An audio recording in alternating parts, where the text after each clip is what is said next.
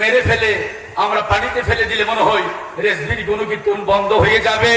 না, রেজবির গুণকীর্তন বন্ধ হবে না, চলছে, চলবে কিয়ামত পর্যন্ত।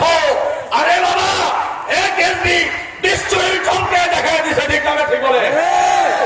আপনারা দেখেন আওলাদে গ্রামে বসে আছেন, ওনাদের দিকে তাকাইলে আমার রাসূল বলেন, আরে তারাই তো আল্লাহ ওলি, যাদের দিকে তাকাইলে আমার কবরের কথা মনে হয়ে যা, হাসরের কথা মনে হয়ে যা, রাসূলের কথা মনে হয়ে যা। আরে আর হযরত বলেছিল তেরে নশরে পাক মে है বাচ্চা বাচ্চা নৌকা, নবী গো আপনি নো, আপনার আওলাদে গ্রামে নো, আপনার নূরের জাহান বানাইছে।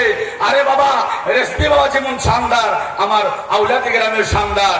বাজান আমার সর্বোপরি কথাটা বলতেছিলাম, আরে মান সাব্বা নবিয়াও ফাদলহু, নবীরা যদি গালি দেয় কতল করে ওয়াজিব, সাহাবায়ে কেরামকে গালি দিলে তাদের কতলে পিটা দাও।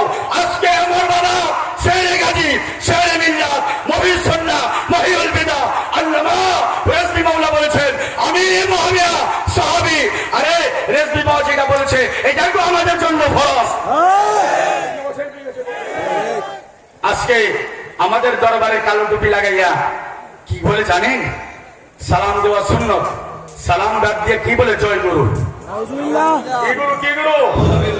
রেজবি মাওলাকে শিক্ষা দেয় নাই বাবা। নবীর মতে যার মত সে নবীর উম্মত, নবীর মতের মত নাই, নবীর উম্মত দাবি করতে পারবেন না। কালো টুপি বললে আপনি রেজবি না, কালো টুপি বললে আপনি রেজবি না।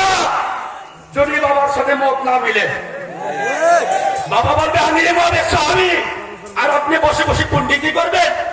আমিরে মহাবীর বিবেকে কথা বলবেন। আপনি রেজবির হত্যা নৌকার মধ্যে উঠতে পারবেন না। নূহ নবী নৌকার মধ্যে কুত্তা জায়গা পাইছে, নূহ নবীর নৌকার মধ্যে শিকালে জায়গা পাইছে, নূহ নবীর সন্তান কেনান জায়গা পাই নাই, নূহ নবীর এক স্ত্রীর জায়গা পাই নাই।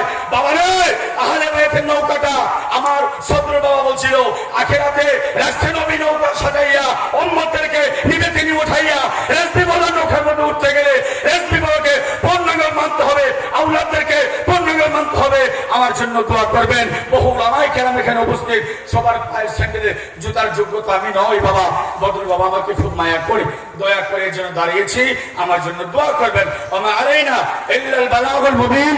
ওয়াসসালামু আলাইকুম ওয়া রাহমাতুল্লাহি ওয়া বারাকাতুহু।